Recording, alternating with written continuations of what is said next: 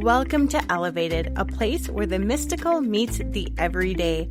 I am Dawn, a stay-at-home mom to a wild and spirited boy, and a guide in the realms of Reiki, Akashic Records, natural healing, and soulful living. Here, we'll talk energy, intuition, spirituality, but also the realness of motherhood, wellness, and creating balance in the chaos of it all. So grab your tea, take a deep breath, and join me as we explore healing, alignment, and the beauty of both the magical and the messy. Welcome to Elevated. Welcome to Elevated. I hope you are doing wonderful. It's been a busy week for me. I've really tried for this podcast to come and record a few times now, and it just hasn't worked. I've had a lot of ideas, a lot of different things that I wanted to talk about. One thing that I really do want to talk about is karma. And I am just a person, and it's just something that in this lifetime I have to deal with. And it is honestly to believe that I am smart enough, I am good enough, I know what I'm talking about. And I just feel like I never have enough information and that I'm smart enough to give it out to the masses. So I'm always critiquing myself on that. And that is one thing that I would love to get over. Learn my lesson, move on. I don't need that anymore. So it's one thing that I really want to work on.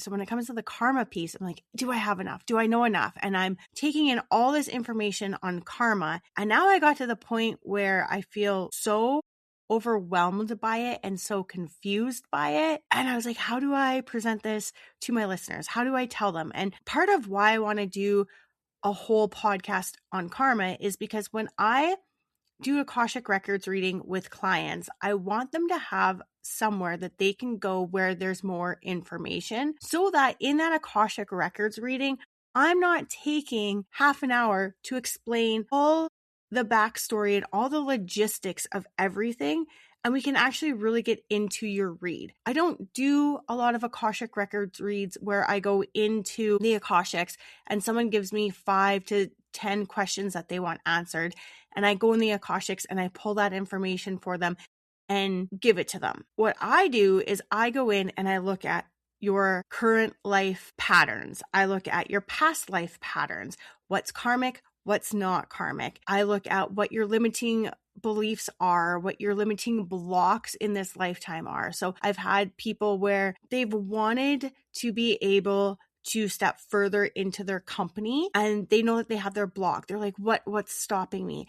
And so I've been able to go in the Akashic Records, look at current life, past life, put it all together and say, okay, well, this is why we're coming up to this block right now. Essentially, this is a lesson that we're trying to learn, and you can help them then do the clearing and get through that lesson. That's how I do it.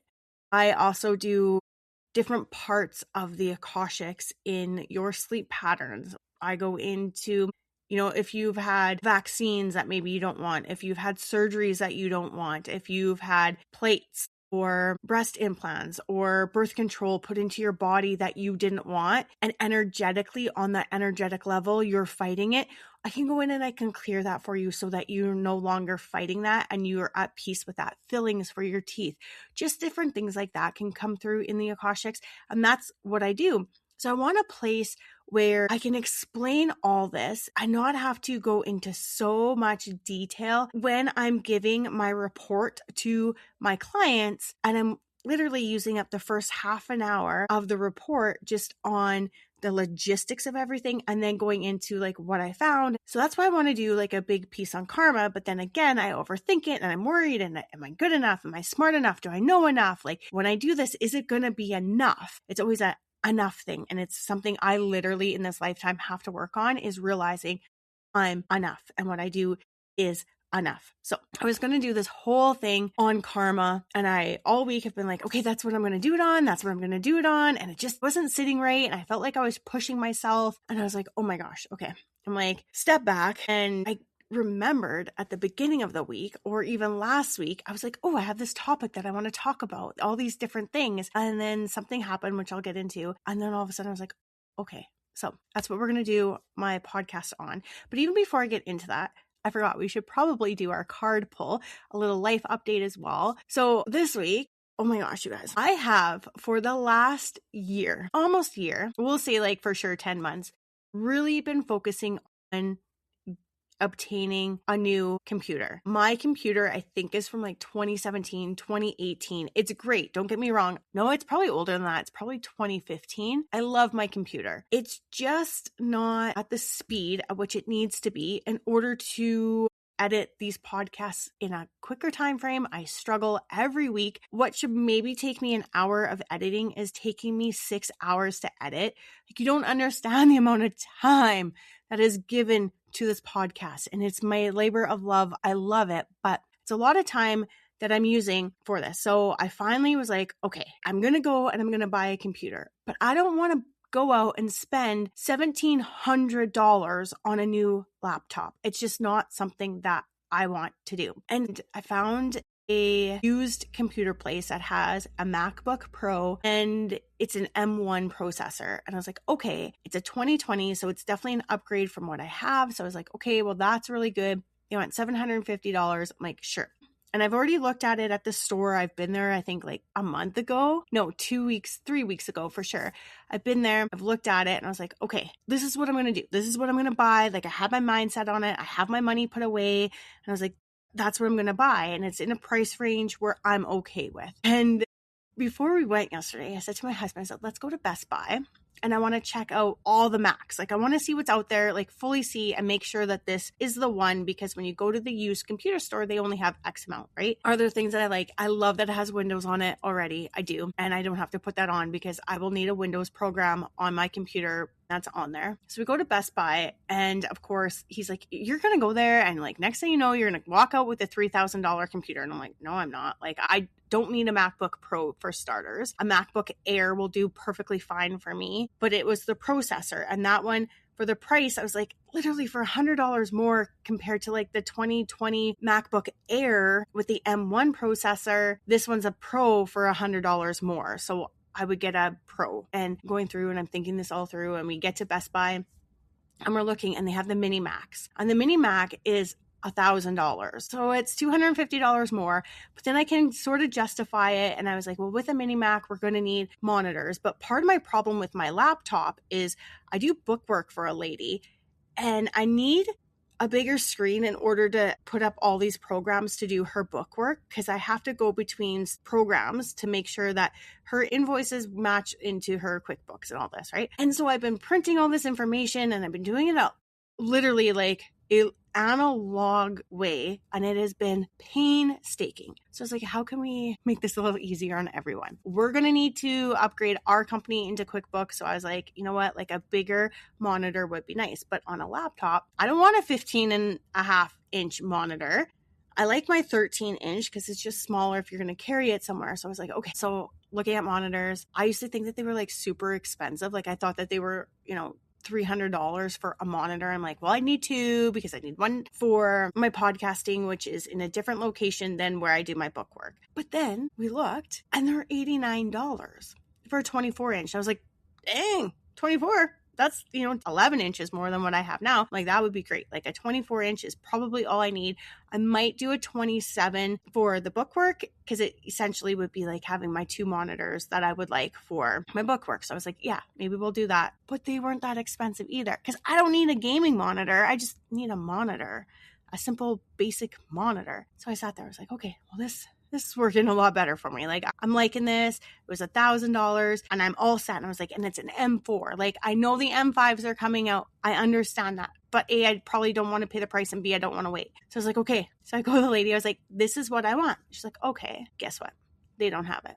I was like, okay, that's great. Go to Staples. They don't have it. We start calling around for all the computer places in Regina. They don't have them. All the Mini Macs are gone. And I'm like, I am not spending $1,700 on a laptop that literally is giving me the same exact sizing that I have now, which isn't fully working for what I want. So I was like, wonderful. And I was like, are you kidding me? I'm finally at the point, after a year, I committed to buying a computer, and I can't even get my computer. I was like, seriously? And I always think of the saying, it's either this or something better. It's either this or something better. So I'm like, well, what's better? So I don't know what I'm going to do now.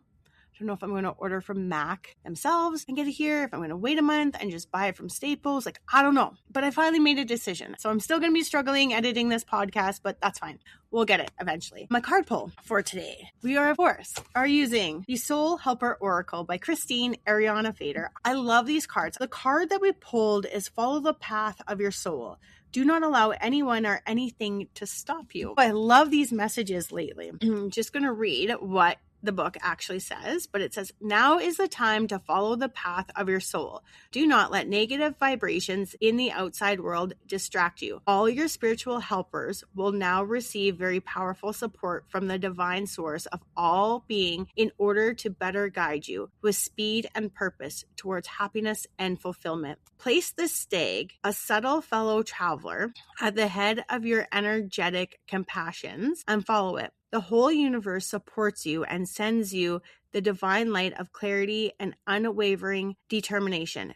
Do not squander this great moment being gifted to you. Open all your senses and chakras and allow everything that is now flowing to you to flow through you. You are at the threshold of a path and will take you to higher dimensions and expand consciousness. Make use of every opportunity that now presents itself to follow the paths of your soul and mystery. For you, this means never passing judgment again. From this moment on, be glad and grateful and prepare yourself with meditation and by following a light diet. Keep the stag beside you at all times. Observe it. It'll bring you wise advice and may guide you to a worldly or spiritual teacher. Both are good.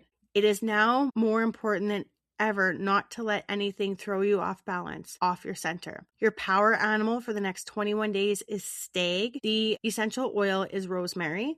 The healing crystal is ruby, and the number is 2. Okay, I might cry. And the reason why I might cry, when my brother passed, I had a Reiki session done a week and a half after he passed, I believe it was. And that Reiki session, he had come in and he was very strong. And my Reiki master was very taken back at how strong he was for being so newly passed. And the thing that he had said is that I will show up as a stag, as a deer, as a buck. And we have a valley where we live. So we do have deers. And right now we have a mama, we have a baby, and it's so cute. I just watched this little fawn running. It was the sweetest little thing. So we have deers, and I do really take a lot of the deer signs from my brother, especially bucks. So the fact that this card is talking about a stag and it is literally a buck, and then the fact that the crystal is ruby, we're in the month of July, and the July's birthstone is a ruby. That's my birthstone. There's a few synchronicities with this. And I want to thank my brother for this. I truly appreciate this card. I feel like it might be one for myself as well. So thank you so very much. I appreciate that. Just love how he shows up in moments where I don't think that he's going to be there, or just everyday moments. He just shows up to show me he's always around me. I love that. Last night too, I was thinking about my podcast and I was going through some of the topics, and I walked out of my son's room and it's 11 o'clock at night. It's dark in our house. And all of a sudden that pantry light just randomly turns on. And I was just like, hi, Kenton, all the time. I swear. He turns it on, especially like just before I go to bed, it gets turned on so that I know it's him. And I was like, thank you. I love you. And I miss you. It's nice when you can connect with your spirit side on the other side. And there's so many spirit souls you at any time can connect. And I think sometimes we think that we need a medium, or we need to go to Reiki and have a message come in, or we need to do an Akashic Records read or something like that. But the truth is, you don't have to go to a psychic. You don't have to go to medium. You don't have to go to a Reiki session to have these messages come in. If you really stop and really pay attention to the small things that are happening every day, there's signs from your loved ones that have passed all the time. Plus, you can at any time have a conversation with them. I used to journal quite a bit to my brother and have those conversations. And now I'm not finding the time to physically sit down and journal, which I miss and I need to get back into, but I will still have conversations with him. If I'm vacuuming, I will literally in my head have a conversation, and I am getting his part of the conversation back to me. Or there's something going on with my son, I usually ask my brother to help take care of him. So the other night when I was going to come down and record my podcast about karma, and it just wasn't the right time, it wasn't the right topic, obviously. So I came down, or was just about to come down, saying goodnight to my son. My husband's going to put him to bed, and he jumps from the one mattress on the floor where I sleep because we room share, and he trips over my pillow, hits his head on his bed frame, gashes his head open. This is a kid that is so coordinated from day one of his life that he has not had accidents. There's times where I'm like, oh my gosh, this kid should be way more bruised or beat up, or a lot of things should have happened to him that hasn't. So this is like our first major incident with him, okay? And so he hits his head really hard. It gashes it open. And at first, he like turned around, looked at me, and then he just started wailing. So my husband is instantly, I gotta see it. I'm like, just a second. Like, let me just hug him for a second to help calm him, because that's how we calm his nerves, is by giving him a hug and calming him. So my husband's kind of getting panicked, and he can't really deal with emotions anyways, and crying is like one thing he can't, and he wants to be the person that helps. And I understand that he wants to take away the pain. He can't handle seeing his kid in pain, and I get it. So I get my son comfortable on his little chair that we have, and I'm holding him, and then I look at my husband. I'm like, I need a rag. So my husband goes and gets a rag, wets it. Well, my son hates anything wet on his forehead.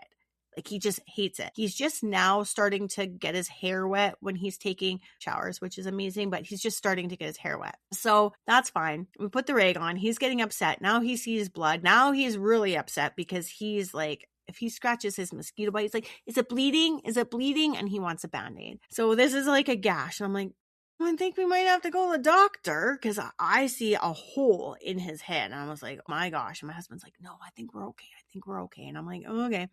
So we get the right Band-Aid, because it has to be the exact right brand of Band-Aids. And it has to be the Band-Aid brand with like the Paw Patrol or the little Disney designs or something, because they don't stick as hard when you're pulling them off. We have some where, great, they're extremely sticky. That's what you sometimes want, but it hurts. And a little kid doesn't want to be hurt when you're pulling off the Band-Aid. So we get the right Band-Aid.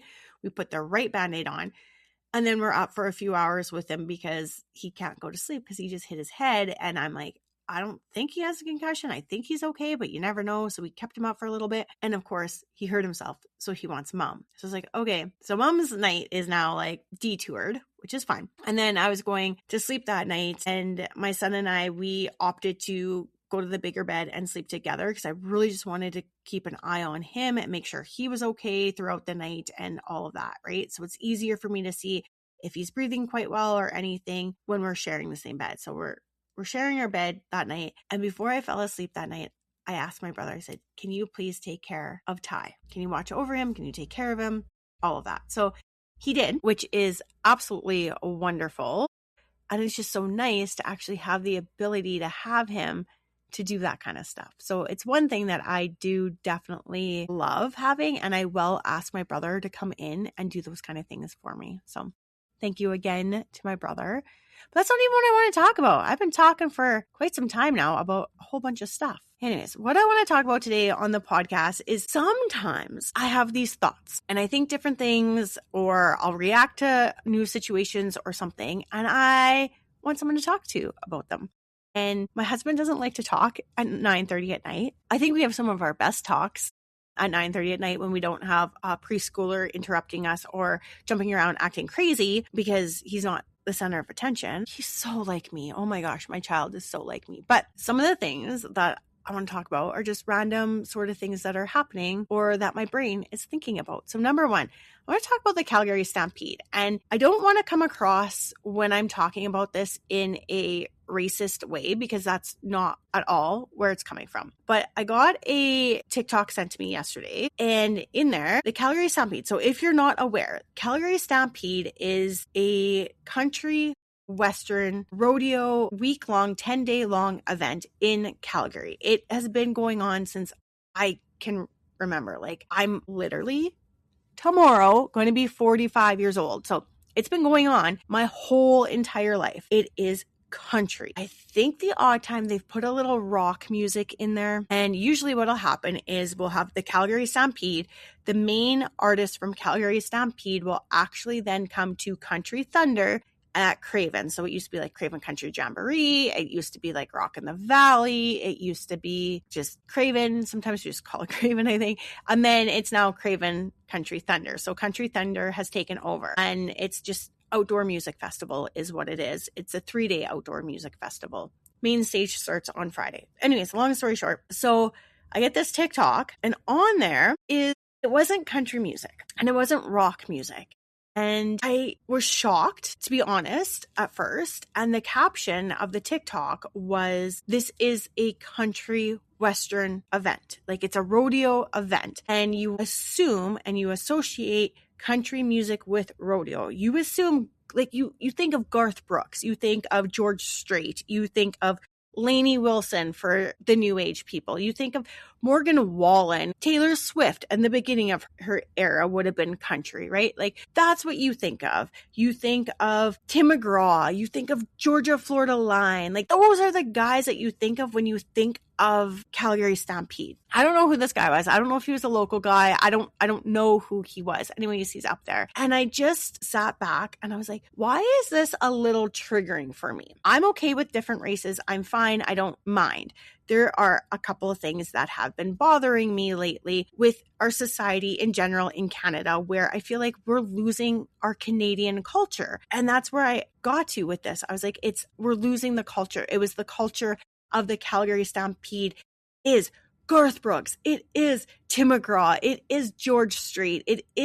That's who it is. You know, Paul Brandt. It's Terry Clark. It's Morgan Wallen, Florida Georgia Line. Like, that's who it is, right? And so I sat back and I was like, why is it all of a sudden the culture is leaving? Like, it's at Christmas time.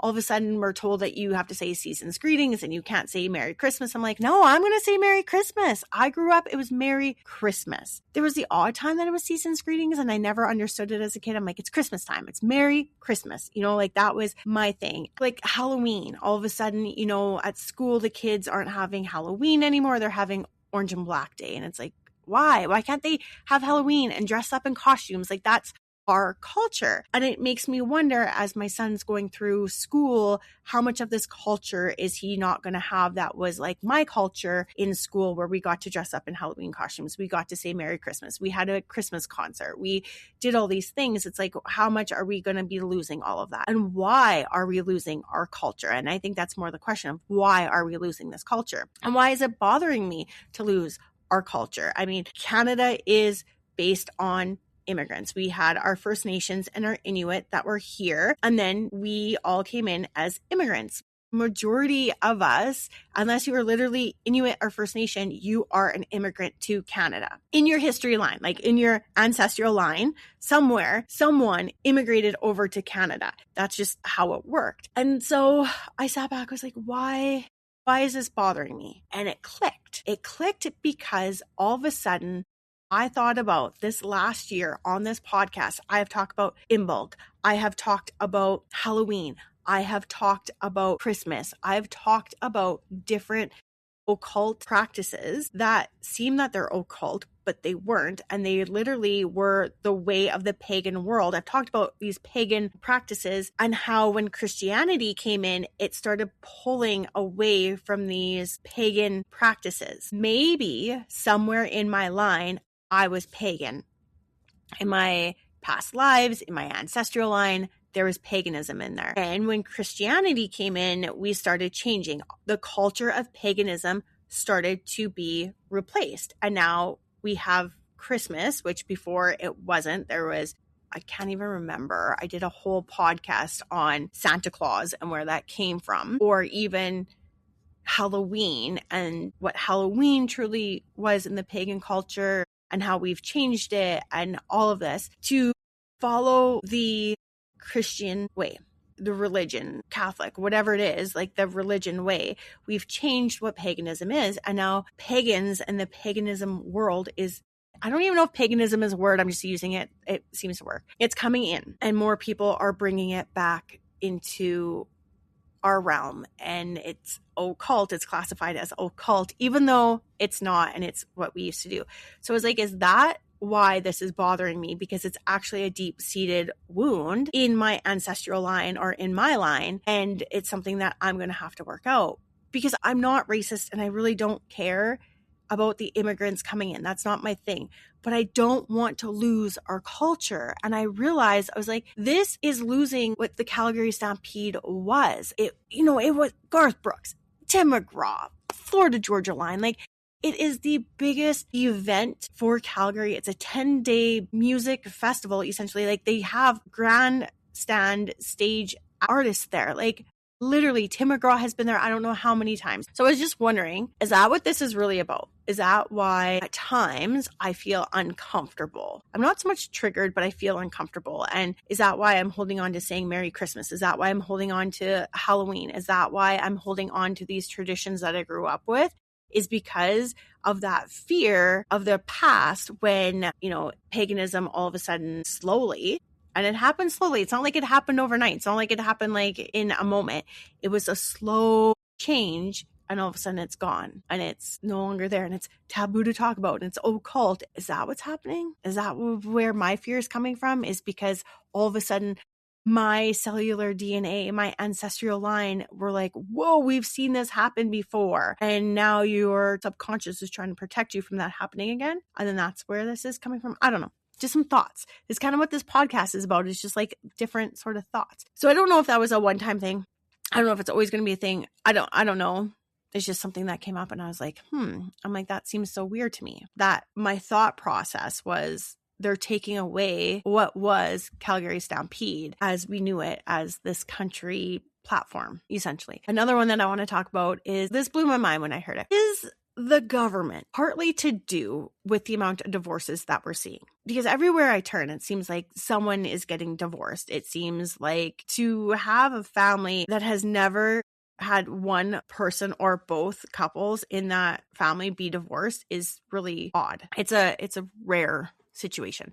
So I feel like there's a lot of divorce lately. I feel like it's everywhere you turn, you seem to hear somebody talking about it. Is it partly from government pressure? Meaning the cost of living is so high. So you can no longer have a stay-at-home mom and you have to have both parents working. And I shouldn't say stay-at-home mom, but it's just how I think society has always portrayed it. But you can't have a stay-at-home parent and both parents have to be working in order just to make ends meet, in order to make groceries and housing and power and gas. Like, to make everyday survival, you have to have two members working. And I literally watched a TikTok where a lady was talking, where she's from Vancouver Island. Her husband is a logger and he made good income. They had 3 kids and she was able to stay home and raise her kids. And all of a sudden, 2023, it was becoming harder and harder and harder and harder.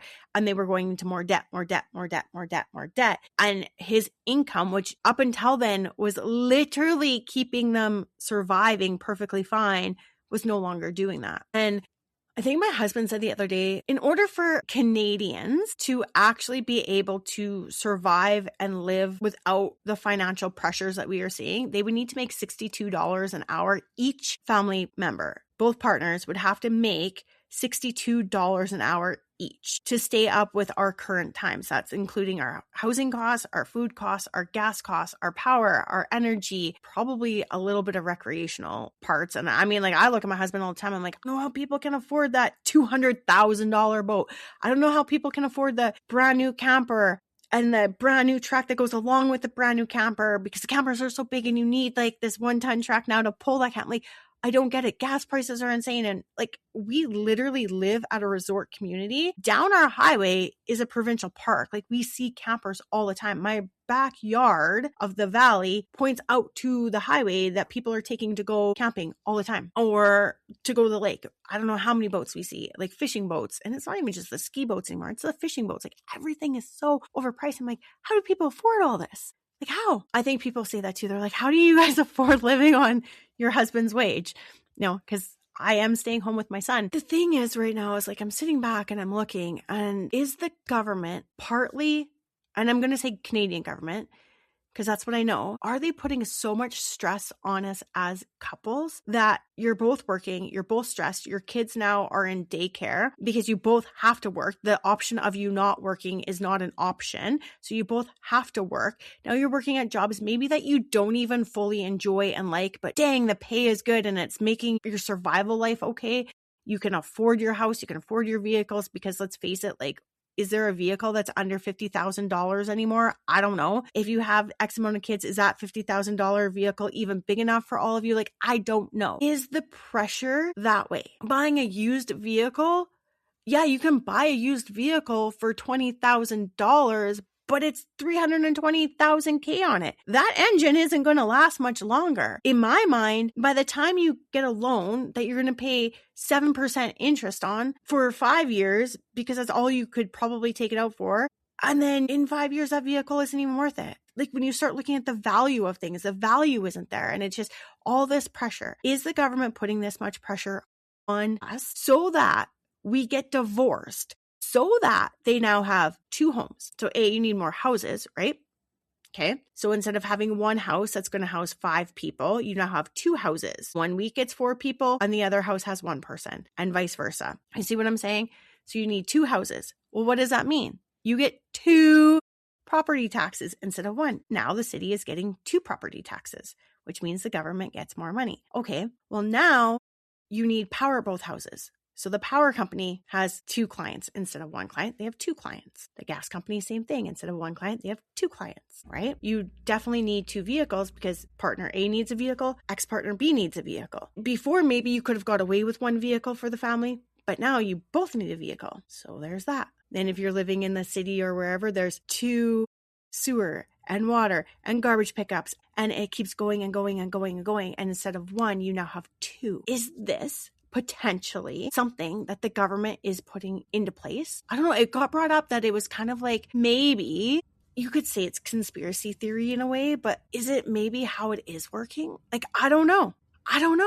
Because it seems really odd. And I get it. I get the financial pressure. Like, I understand that. The financial pressure is ridiculous to the point where I don't know how kids are even playing sports and families are making it work. Like, I don't know how this is happening. I look at the cost of everything. Housing, to buy a decent house somewhere, it is $400,000 where I live. To buy a decent house, where you're in a safe area, where you feel safe, minimum $400,000. A vehicle, minimum $50,000 minimum. Gas is literally $1.75 or more per liter where I live. That is insane to me. When it's taking me over $200 to fill my tank of diesel, because diesel is a byproduct of gas, and diesel back in like the early 90s was cheaper than fuel because it's the byproduct of fuel. Now we're paying more for diesel. It's the byproduct. I don't understand.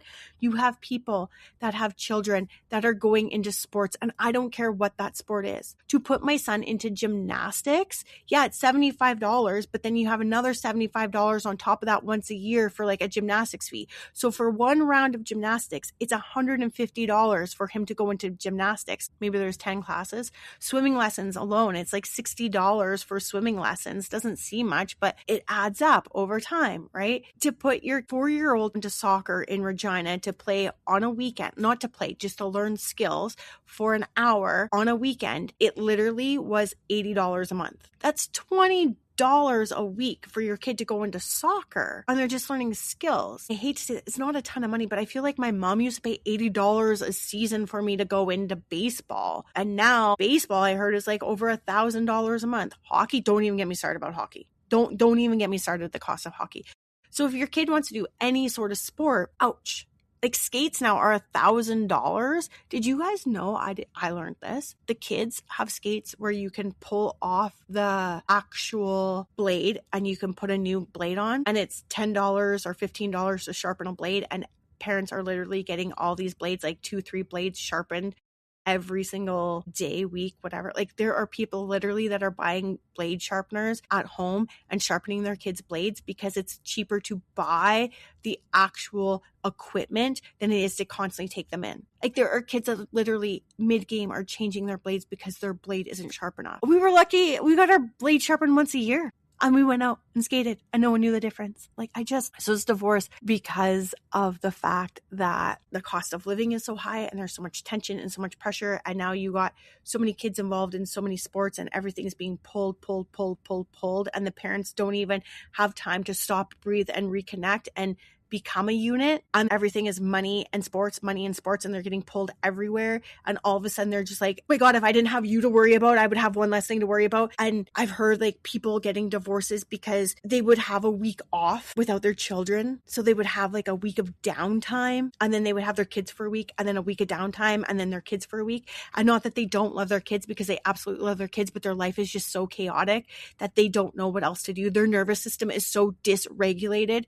They're literally practically in burnout, and they don't know how to not be in burnout because work is so demanding. The cost of living is so demanding. Sports are so demanding, like everything, and you don't know what to do. And so the one thing you do is like, okay, well, I could have a week where life isn't so demanding. Like, is that what we're doing? I don't know. These are just topics and the way that I kind of think sometimes. And I like to see the whole big picture. If you don't have the ability somewhere along the line to find yourself and do something for you that recharges your batteries, I can see the massive burnout. And right now there seems to be a lot of parents, and I don't want to say just women, but I see a lot of parents in burnout because the demands is so high. Now, is that government? Did the government say, we're going to do this? Or is that just society in general? And now we have internet and we have social media and we see everything and we're comparing ourselves to that content creator and we want to be just like them, or we want to be the Pinterest mom. And I say the Pinterest mom because really how many dads are like scrolling Pinterest to make like the perfect birthday theme? They're not. Really, my husband's like, throw up some balloons. Like, who cares? Like, he's not going to care. He wants a cake. He wants some gifts. Like, that's all he wants. Like, this is extra. Like, we literally just had my dog's 17th birthday and I put balloons up and we did a happy birthday 17 and we made her cupcakes and we made her ice cream and we overdid her birthday. Like, don't get me wrong, we overdid her birthday, but she is only 17 once and I don't know if she's going to make 18. I don't know. When she went from 16, we did like a big birthday. I was like, yeah, balloons and everything for 16. And then like 17, I was like, whoa, we actually made it through the winter with her. We actually made it through like a week where we literally thought she was going to die. And I'm literally sitting there like, okay, we're going to do big balloons. We're going to do it all for you. So we did it all for her. Cupcakes, everything. Point of the matter is, are we making these Pinterest lifestyles because that's what we see online, and so we're adding that much pressure to us? And then you have just in general all of society pressure, you have the financial pressures, like everything. I don't know. I really truly don't know and understand. We're going so far into debt. Again, now is this going back to a societal thing, or is this going back to like a government, like get them in debt? The more debt they have, the more they have to work, the more we can control them, the more that this and this and this. And if we were out of debt, then they wouldn't have to control us, right? Like, I don't know. These are just my thoughts. Even as I'm just like literally podcasting this and talking about this, this is my thought. This is what's coming up. And I don't know. The divorce one kind of threw me, where when they brought that up, I was like, I can see it kind of in a way. The societal pressure, I can see that definitely causing a lot more divorce, but I could see where, you know, the government themselves is benefiting, whether if they're part of it and creating it or not, they're definitely benefiting from it because you do have the extra 2 houses, 2 vehicles, 2 gas bills, 2 energy bills, 2 food bills, you know. And my husband's like, well, really, you know, it shouldn't be more for food. I was like, are you kidding me? You now have the kids for a week. You're going out and you're buying all those extra berries. You're buying this, you're buying that, you're doing that. Your kids don't eat all the food that you bought that week for them. So now it's just you and it goes bad. Meanwhile, they're at the other parent's house. They're buying all the berries, all the fruit, all the things, and then they go bad. And now you're literally tossing out part of your fruit and vegetables. Whereas if you were at a family, you wouldn't have bought that much. You would have bought half of that and it would have worked, right? So I was like, I can kind of see where there might be a more food waste that way. He's like, that's stretching it. And maybe it was stretching it. Who knows? That's just how my brain works sometimes. But I don't know. Is it something? I don't know. It made me really wonder and ponder. That's kind of why I wanted to start my podcast, was to have a place where I could educate my community on, you know, Reiki and Akashic Records and all the things that I'm learning, because I love to learn. But then I also wanted to have a place where I could come on and have discussions and talk and show part of who I am and what I am thinking and what's going through my brain. And this is one of them. So the Calgary Stampede, again, not that it was wrong what happened. That's not what I'm trying to say at all. But is it part of my wound, my witch wound, where, you know, in past lives this has happened and the pagan culture was removed and it's starting to come back now, which I'm grateful for.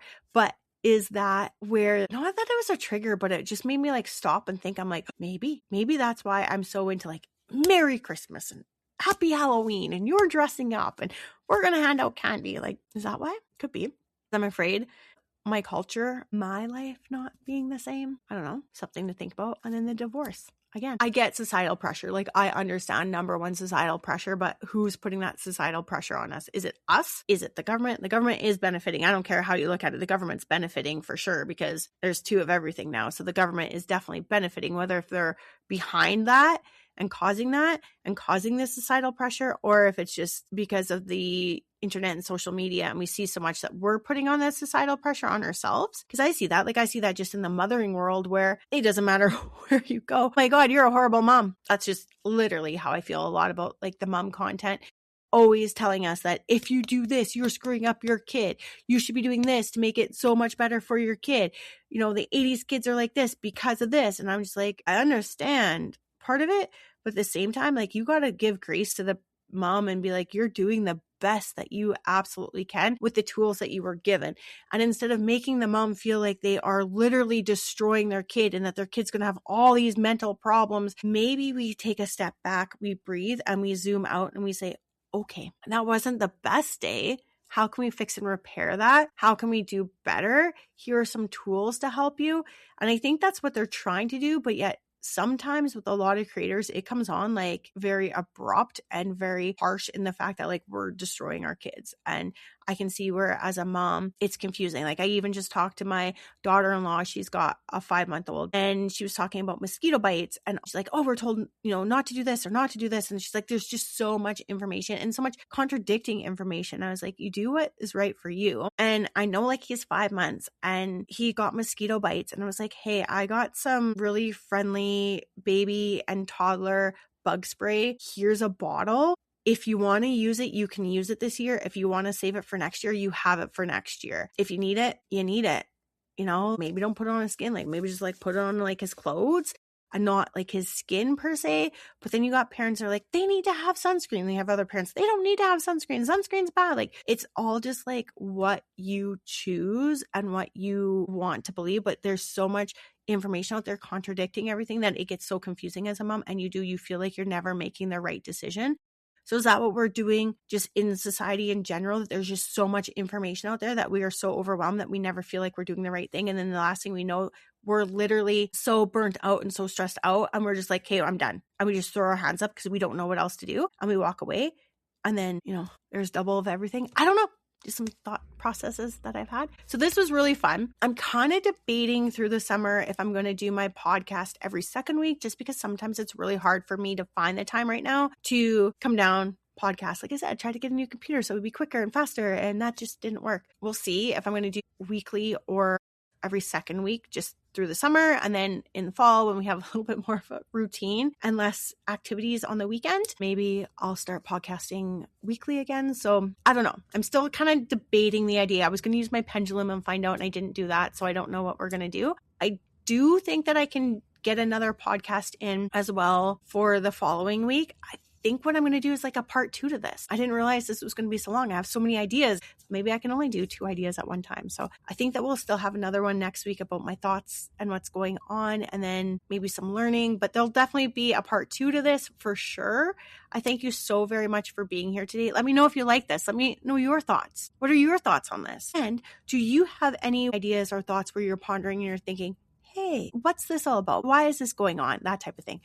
Let me know. It'd be interesting. Thank you so very much for being here. If you want to book a Reiki session with me, an Akashic Records session, access bars, body code, emotion code, or heart code with me, definitely go to my website at elevatedsoulhealing.com. You can also check out my socials on Facebook at Elevated Soul Healing, and you can check out Instagram at Elevated Soul Healing as well. All the links will be below this, so definitely feel free to go to those links. If you didn't realize, but last week my podcast was up a little bit late. I apologize. I switched hosts and I just didn't get it set up properly, I guess. I thought that it was all set up properly and it wasn't, so I had to figure that all out.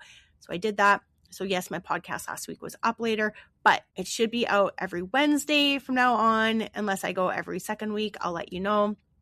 And I just want to say a couple of things. Happy birthday to me, because tomorrow is my birthday, and everyone's like, what are you doing for your birthday?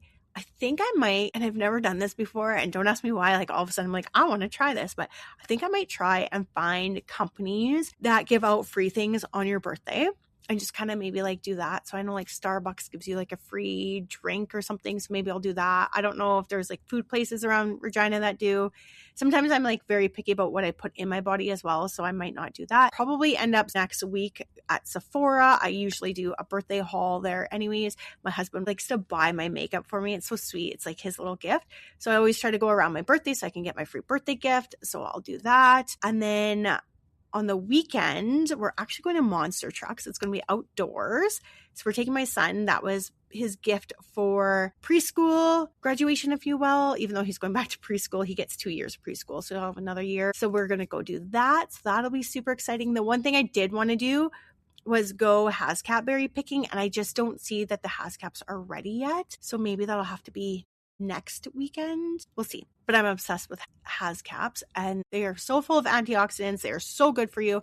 I'm absolutely obsessed. So usually we drive like 3 hours to Kandahar, Saskatchewan. I just love saying that. It's so fun. So we go to Kandahar and we pick Hascaps and we spend like about $100 on Hascaps and they're amazing. Some are sweet, some are sour, some are a mix. They're so good. It's something we got started when we were in Revelstoke. We started learning about them and eating them. So that'll be one thing I want to do for my birthday. But on my actual birthday, so lucky, I get to do a course on my rising sign. And I was like, how perfect is this? Like, it's so perfect. And I'm like just dipping my toes into astrology, just learning. And I just found out that I'm literally 3 cardinal signs. So I have Cancer is my sun sign, Libra is my rising sign, and Capricorn is my moon sign. And those are cardinal signs. Think that they're cardinal signs because they happen at the season changes. So the solstices and then like fall and spring. That's just a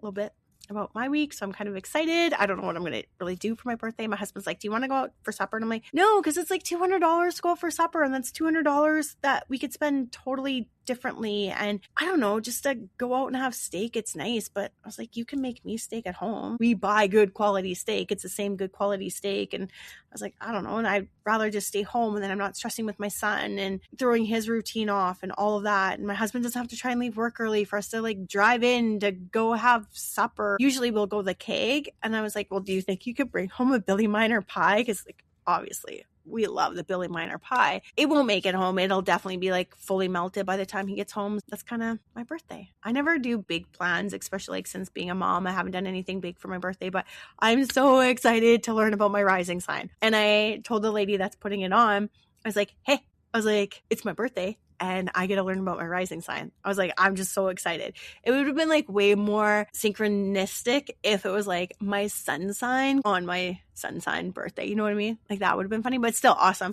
We actually live a lot in our rising sign. I think when you first are meeting somebody, that's who they're seeing. It's not your sun sign. It's actually your rising sign. So I'm really excited to learn about my rising sign. I cannot wait. I'm so excited. So I'll let you know how that goes. Thank you for being here. Again, if you need any services, Reiki, Akashic Records, heart, body, emotion, or even access bars, just go to my website at elevatedsoulhealing.com and book in with me. I would love, love, love to have you as a client. And again, let me know, did you like this podcast? Do you like the learning podcast or do you like these kind of podcasts where you get to see inside my mind and how I think? Let me know. And have a wonderful week.